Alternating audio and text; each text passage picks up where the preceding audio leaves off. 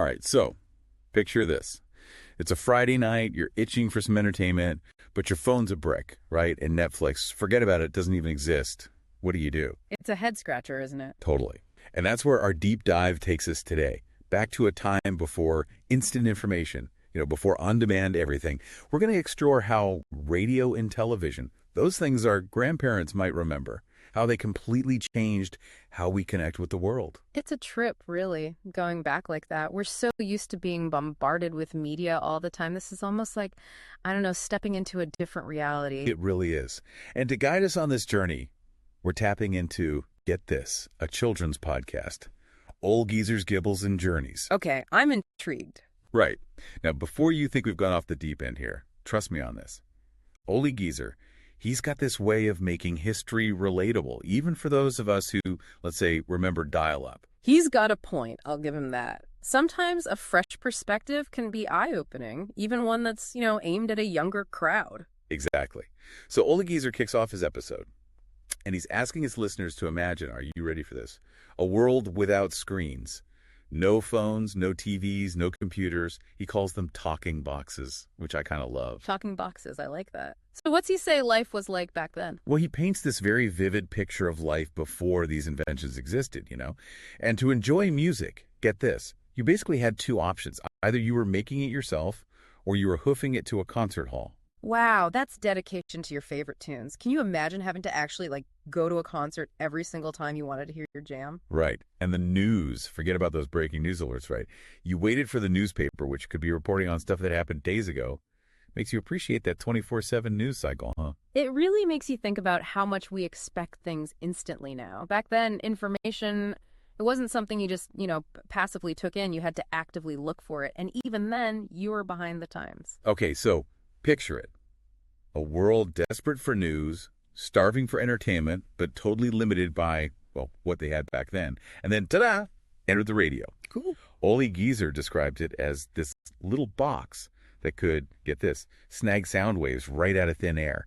I mean, he makes it sound like magic. He's not wrong, though. Think about hearing a voice for the first time, and it's coming from, hundreds of miles away.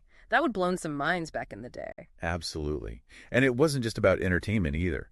Ole Geezer mentions how families would crowd around their radios eager to hear the news.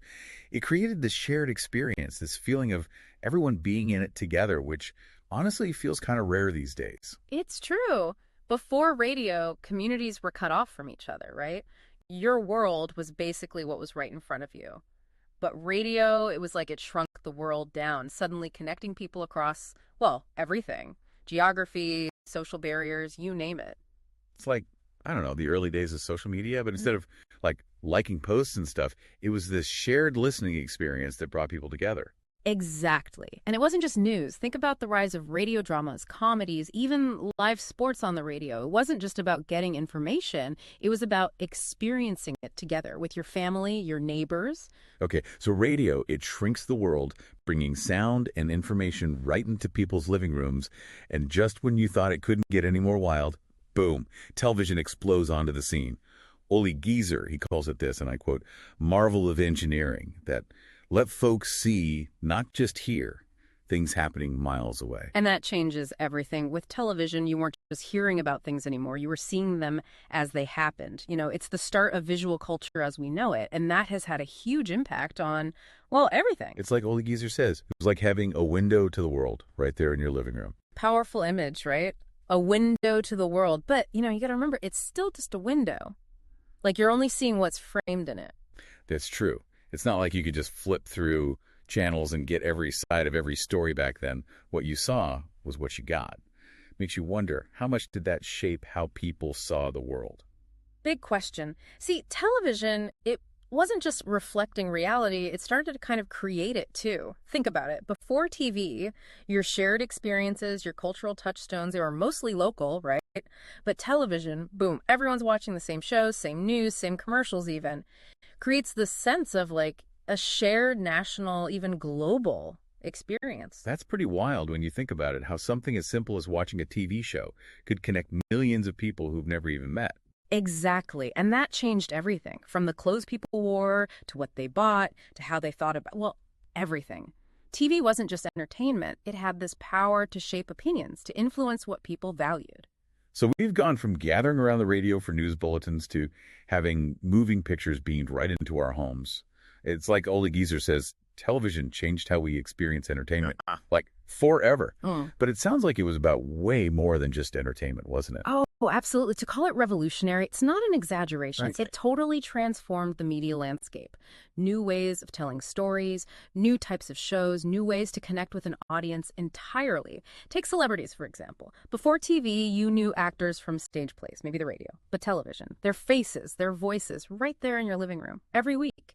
It's like they went from these far-off figures to, I don't know, being almost like friends you saw regularly, right?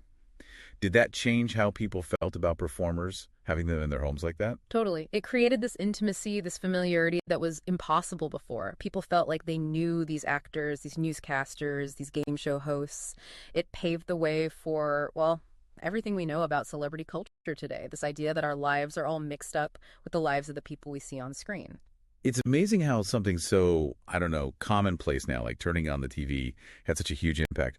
Ole Geezer doesn't really get into this, but it makes you wonder about the downsides, too.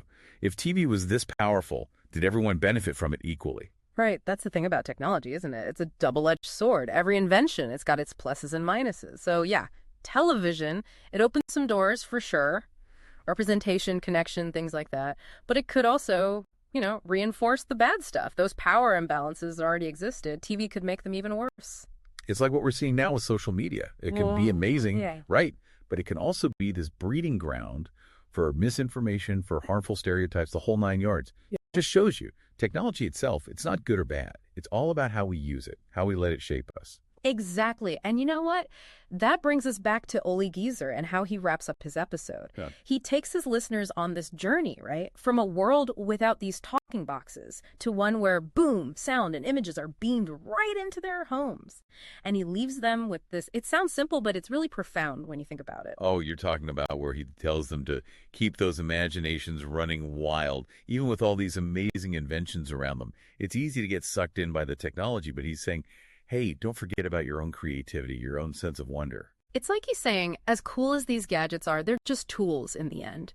What really made them special, what brought those shared experiences to life, what sparked real change was us, people. It was the audience's imagination, their ability to take those flickering images, those crackling radio waves, and turn them into something meaningful, stories, shared realities, human connection, you name it. He's drawing a parallel there, isn't he? Between those early days of radio and TV and how kids today, they connect with video games, with interactive stories. It's not just passive anymore, is it? They're creating, they're building worlds, they're shaping how the story unfolds. Different medium, same spark. The human need to imagine, to create. You got it. And that's what we need to hold on to, right? That creative spark, that drive to connect with each other in genuine, meaningful ways. Because the real danger isn't the technology. It's us forgetting how to use our own imaginations, how to think for ourselves, how to form real connections because we're so plugged into these curated experiences. So it's not about ditching our devices. It's about using them consciously. Yeah. Right? Making sure we're not trading our own creativity for convenience, Making sure we're still exercising those imagination muscles, even as technology keeps changing faster than we can keep up with. Couldn't have said it better myself. Just like Ole Geezer tells his young listeners.